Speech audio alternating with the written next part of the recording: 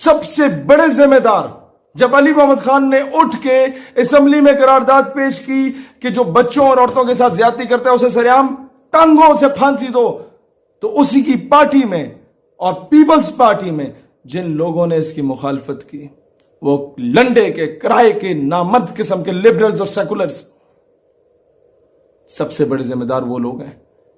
جب ایک بندہ حرام توپی کرتا ہے اور اس کی تصویر میڈیا پہ لگائی جاتی ہے کہ یہ ہے حرام توپ آدمی، تو اس طرح کے جو الو کے پٹھے ہوتے ہیں وہ اسے آئیڈیلائز کرتے ہیں، یہ دیکھو جی میڈیا تے آ رہے ہو، بلے بلے بلے فلانے پنڈ دے فلانے محلے دا منڈا نہیں ہوئے ہوئے ہو اس بچے نال ہنج کیتا یا عورت نال ہنج کیتا، او جی میڈیا تے آ گیا۔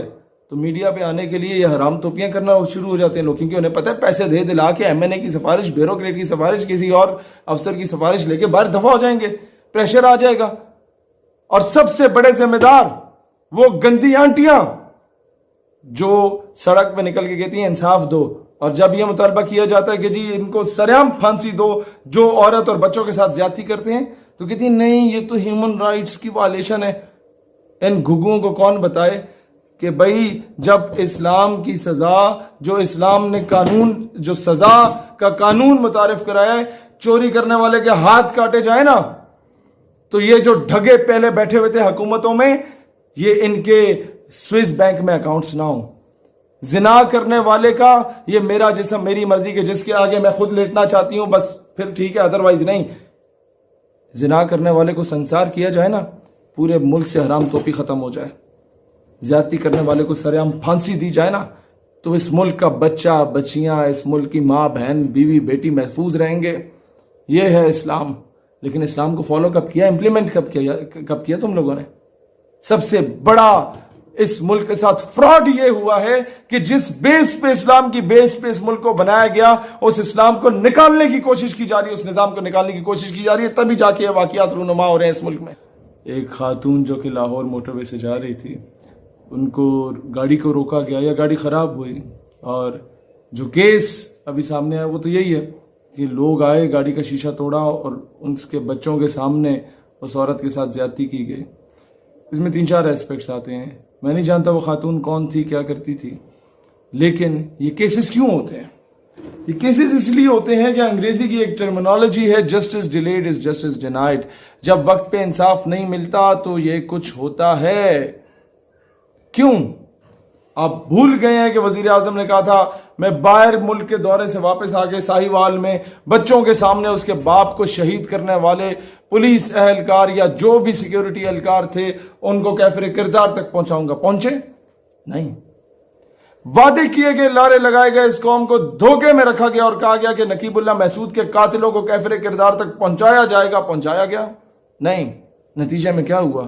ایک پوری تحریک خیبر پختونخوا میں اٹھ گئی، جس کو فورن میڈیا اور اینٹی پاکستان ایلیمنٹس نے مس یوز کرنے کی کوشش کی، ایکسپلائٹ کرنے کی کوشش کی۔ ہم جہاں کشمیر کی بات کرتے، وہاں وہ اپنے ٹاؤٹس کو بلوچستان ایشو کی صورت میں یا پھر اس ایشو کی صورت میں لے کے سامنے آ جاتے۔ ہمارے پاس کاؤنٹر نیریٹو بھی نہ ہو، کیونکہ یہ جو ڈھگے بیٹھے ہوئے پالیسی میکرز، ان کے پاس کچھ ہے ہی نہیں، انہیں کچھ نہیں پتا ہم نے خالستان میں کیا کرنا ہے، تلنگانہ میں کیا کرنا ہے، آسام میں کیا کرنا ہے۔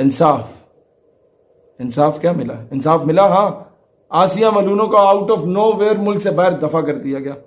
نہیں ملا انصاف تو 16 سال جس پہ سیاست کی اس عافیہ صدیقی کو آج تک انصاف نہیں ملا۔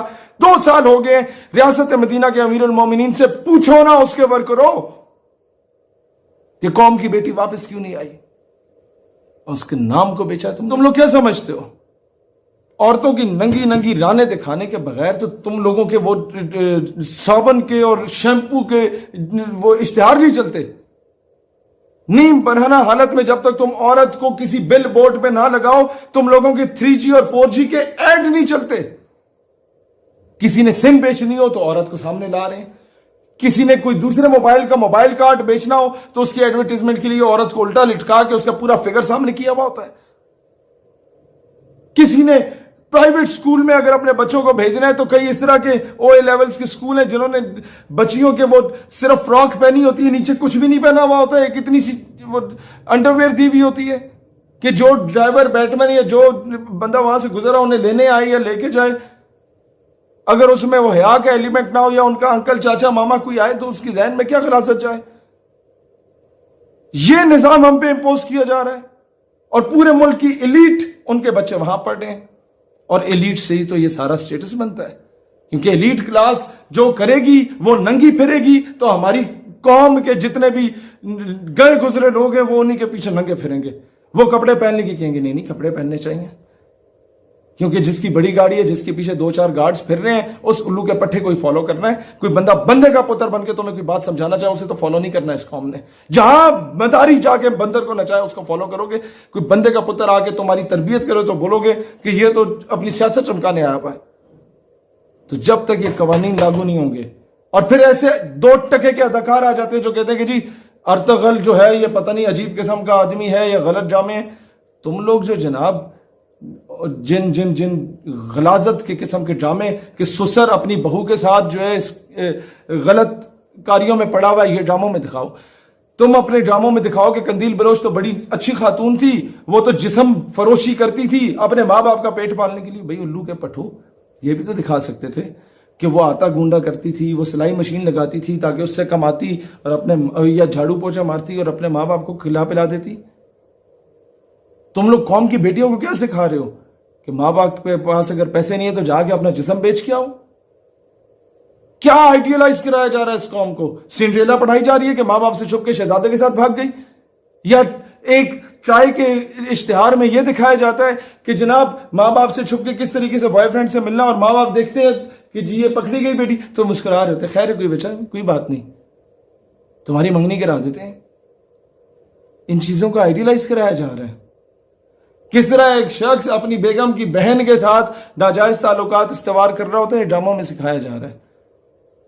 اور پھر سوشل میڈیا پہ ہم لوگ جب بات کرتے ہیں پاکستان میں اسلامک آئیڈیالوجی کے دفاع کی ہمارے اکاؤنٹس کو بلیک لسٹ میں ڈال دیا جاتا ہے اور نیم بھرانا حالت میں آ کے عورتیں جن کے باپ کسی دور میں جا کے وہ طوائفوں کے اڈے پہ جا کے طوائفوں کو نچا کے ان کے اوپر ویلیں ڈالتے تھے نا ان کی اولادیں جب آ کے وہ عورتیں جو ٹک ٹاک پہ ناچ رہی ہوتی ہیں ان پہ تو کبھی تم لوگوں نے بلیک لسٹ میں نہیں ڈالا کہ یہ فحاشی مچا رہی ہیں.